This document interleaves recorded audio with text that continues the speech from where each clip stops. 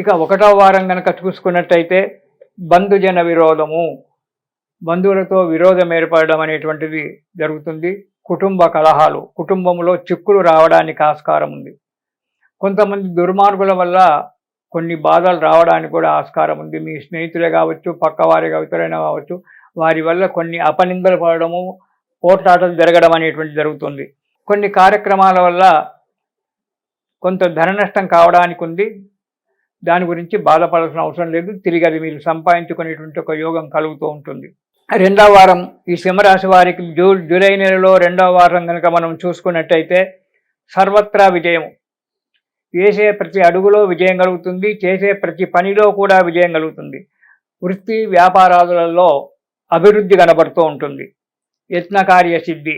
ప్రతి పనిలో ఏ పని మొదలు పెట్టుకున్నా ఆ పనిలో నిరాటంకం లేకుండా కుటుంబం యొక్క సలహాల వల్ల కావచ్చు, మిత్రుల యొక్క సలహాల వల్ల కావచ్చు, ఆ కార్యక్రమం నిర్విఘ్నంగా కొనసాగడానికి ఆస్కారం ఉంది.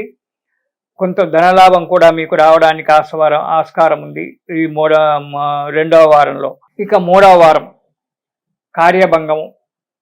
చేసేటువంటి కార్యాలలో కొంత విఘ్నం ఏర్పడడానికి ఆస్కారం ఉంది 3వ వారంలో. కొందరి చేత కలహాలు ఏర్పడము, తిట్లు తినడం అనేటువంటి కూడా జరగడానికి ఆస్కారం ఉంది. అనారోగ్యము, ప్రయాణ హాని, అనారోగ్యం ఏర్పడము, ప్రయాణంలో చిక్కులు రావడము ఇలాంటివి జరగడానికి ఆస్కారం ఉంది. దానివల్ల కొంత ధన నష్టం కలిగేటువంటి ఒక ఆస్కారం ఉంది. కాబట్టి తగు జాగ్రత్తగా ఉండడం మంచిది 3వ వారంలో. ఇక 4వ వారం కనుక మనం చూసుకున్నట్టయితే అనవసరమైన ప్రయాణాలు. ఎందుకు చేస్తున్నారో తెలియదు, ఎక్కడ వెళ్తున్నారో తెలియదు, గమ్యము లేనటువంటి ఒక ప్రయాణాలు చేస్తుంటారు ఒక్కొక్కసారి మీరు ఈ సింహరాశి వారు ఈ నెలలో. అలాంటి ప్రయాణాలు చేయడం వల్ల డబ్బు నష్టము, ఆరోగ్య నష్టము రెండు కూడా జరగడానికి కలుగుతుంది. వృత్తి వ్యాపారాల్లో కొద్దిగా లాభసాటిగా కనిపించినప్పటికీ దానికి తగినట్టుగా ఖర్చులు వస్తుంటాయి.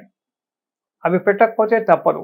ఇక్కడ లాభం కొంత కనబడినప్పటికీ ఈ వచ్చినటువంటి లాభం కాస్త ఆ ఖర్చులతో వెళ్ళిపోతుంది. కాబట్టి కొంచెం జాగ్రత్తగా ఉండాలి. ఇక ఈ రాశి వారు ఈ నెలలో శని స్తోత్రం చదువుకుంటూ దాంతోపాటు కాలభైరవ స్తోత్రం కూడా పారాయణం చేయండి.